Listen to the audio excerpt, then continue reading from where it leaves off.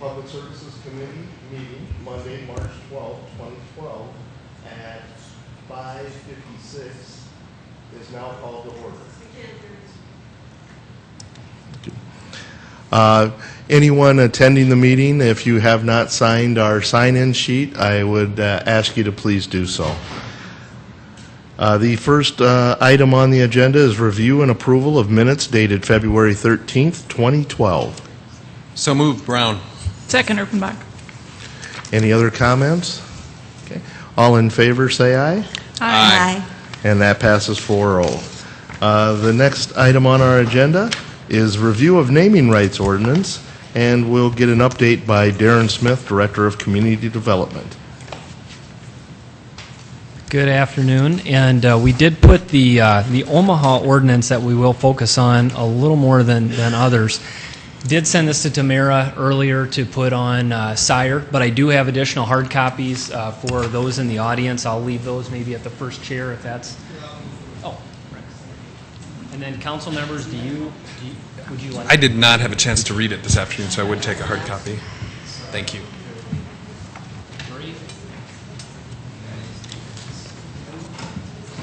Thank you. Thank you, Darren.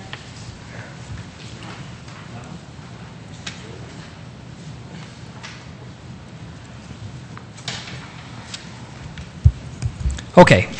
Well, as each of you know, I was here. I believe it was in December already to first start the dialogue on this. And so, what I wanted to report back was that we have reviewed several different city ordinances that we could find. Truth is, I thought there would be a lot more out there. So. In terms of what we have in place for our ordinance, in my opinion, definitely needs improvement. It's time for that, but I don't think we should feel bad at the same time. There's lots of cities we didn't find anything, and there are lots of cities that had something, I would say, substantially similar to what the city of Sioux Falls has in place today. But just to give you an idea, we looked at ordinances from California, Washington, Florida, Texas, Ohio, just about everywhere. And what I wanted to report out, a couple things. One is that virtually all of the ordinances we looked at had one thing in common, and that is a city naming committee, virtually all of them. Now, where they seem to differ from ordinance to ordinance was some are permanent, like a lot of the mayor's advisory boards, where the mayor would appoint, and then those members are in place for a period of time, 1, 2, 3+ years, whereas other cities had ad hoc naming committees, so they would only be pulled together and appointed when there was a need. I think my opinion at this time would likely be that I think our preference would probably be for a permanent committee, again, much like the 50 or 60+ citizen advisory boards we have now, because I do think even now and as the city continues to grow, we will have requests on a somewhat regular basis, whether it be for naming or commemorative plaques, you name it. I don't know that we'd want to be pulling groups together each time. The other note that I made was that some ordinances allow for an application by anybody, citizens or anybody, but usually with a fee, ranging from something fairly small to as much as $1,000 to submit an application to name a building or a property or what have you. Other cities only allowed a city council member or the mayor or a city manager to essentially recommend the naming of a facility. And ultimately, it always, I think it's fair to say, always goes to the city council, the full city council, for approval. So again, those are a couple different ways that different ordinances take. In terms of the Omaha ordinance, it did really rise to the top pretty quickly, comparing it to other ordinances that we looked at. I wanted to highlight some of the positives, or some of the things that I liked. I think I can speak for the city attorney's office, but not other staff just yet. Some things that I liked, and then some things that I think there's still work to be done on anything we would do at this level. So some of those positives, the Omaha ordinance is pretty specific in terms of laying out guidelines for different categories: streets, parks, libraries, and then other public facilities. So I like how it has a different set of guidelines for each, although they're very similar. It addresses commemorative designations. So not the naming, the permanent naming of a building, a library, a park, or a street, but just a commemorative plaque or a commemorative naming. So it does not change permanently the name of that structure or street or what have you, but it does allow for a plaque.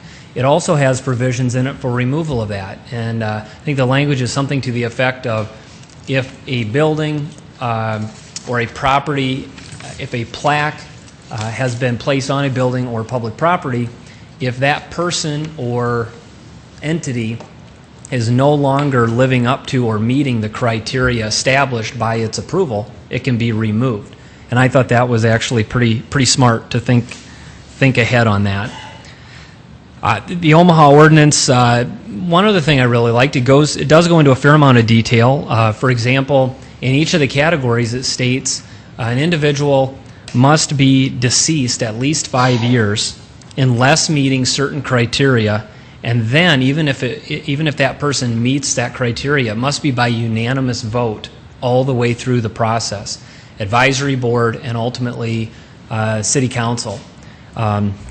Again, I thought that was very forward thinking, maybe because of lessons learned down there. But as we talked about before, some of the pitfalls with naming buildings after individuals, while they're living, they still have the potential to do things that you might find embarrassing. Even sometimes in death, some things come out about individuals. So again, in this case, you had to be deceased at least 5 years before you would be eligible. Finally, it establishes a comprehensive process: application, then staff review, city staff, then the city naming committee would review and give a recommendation, then the advisory board, like a citizen advisory board, so the parks advisory board, public parking, again, what have you, the appropriate citizen advisory board would review and give recommendation, and then ultimately the full city council. A few things that I thought the Omaha ordinance, with all due respect, fell short in or could still use some work. It doesn't specifically address interior naming and exhibits, and as you know, we've talked about that. That is really the source of contention with our ordinance, if you will, where we would like some clarification there for not only the outside but the inside. It doesn't address perpetuity. I think agreements in perpetuity, in other words, forever, are typically seen in the industry as just a bad practice, and that is something I think we should discuss and debate and wrestle with some if we want to even allow that, or again, under certain circumstances. It doesn't specifically provide for financial disclosure or the terms of the agreement. Again, if I spoke with someone in Omaha and I plan to do that who's familiar with this ordinance, perhaps they would say it's implied, it's not spelled out, but it's implied that they would get to see all of that. But it doesn't specifically spell it out in terms of exactly what city staff, advisory boards, and the city council would ultimately get to see. And I think we want to be more specific than less.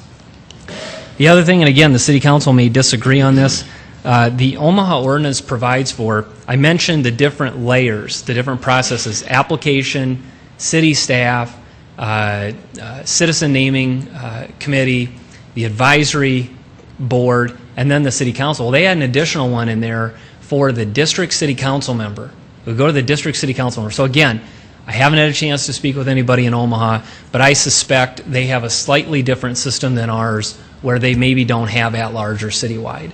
So again, my take on it, knowing our form of government, would be that might be a step I would look at and potentially consider eliminating. Because again, it's ultimately going to go to the full council anyway. But again, that will be for something we can continue to visit about. What we would like to do, and again, I'd be happy to answer any questions here, but what we would like to do is keep charging ahead. Would like to come back to the May Public Services Committee with a draft ordinance that would, of course, be at our level, Sioux Falls specific. I think it's fair to say, unless we get lots of negative feedback here from you, we would like to tailor it after the Omaha ordinance substantially. In the meantime, we would also reach out to those entities that we know would be impacted by this on a regular basis, the zoo, the Washington Pavilion, and any others we can determine would be affected by this. We certainly want to make them aware of what we're doing, any concerns we have, what we would intend to do, and get their feedback, because they each absolutely have their own issues in terms of how they like to do things. And then also we would circulate internally. I brought this up at a recent directors meeting, and I had some city department directors follow up with me after and say, I'd really like to, follow what you're doing and be involved in some way, because it impacts a number of the departments, if not all of them. Some other city ordinances went into more detail in different areas like police and fire stations and so forth, where the Omaha one did not. So that would, I guess that would be our information sharing today. And again, we'd like to come back in May with a draft. Okay. Any questions? Councilman Urfenbach? Thank you. Thanks, Darren. This is pretty comprehensive. I glanced through it very quickly this afternoon when we got it on email, and the one thing that hit me is when you talked about that district council member thing. I don't want that responsibility. Don't be. And it just sounds like so many layers. I mean, I get that we want different groups of people to have input on this, but no, I don't agree with that one at all. And then the other concern I had was I tried to find their criteria for each of these things, and none of them say big donor, And so I think we need to really look at that carefully in terms of what does it mean to be, honoring and commemorating a noteworthy person associated with the city. Well, how do we define noteworthy? And then I had one other question too, and I don't remember what it was now. One point real quick I'll make on the donor. There is language in here that I talked about. You must be deceased at least 5 years. Well, one of the exceptions to that is writing a big check. So it does provide in here for that. But again, has to be unanimous every step of the way. I don't recall if it was this ordinance or another one I was looking at where the donation needed to be at least 50% of the total project cost to qualify. So I think what we'll wrestle with as we go through this is doing better than what we have in place now to provide guidance and make sure everybody out there understands it, but not maybe being so comprehensive with so many layers that we tie our hands. And I think at the end of the day, ultimately, the final decision always comes back to the full city council in every city, as it should, and there is going to be some subjectivity involved in that, and I think that's good. That's why citizens elect city council members to sometimes make those calls. Then if I might, one other, Mr. Chair. Please. I remembered what it was. The ones that exist now, I think we need to be pretty cognizant that we'll probably have to grandfather those in. Yeah, Okay. absolutely. All right, thank you. Any other questions from the committee? Thank you, Darren. Any input from the public? I don't see any. Okay, with that, I will entertain a motion to adjourn. So moved, Erpenbach. Oh, excuse me, we do have open discussion if we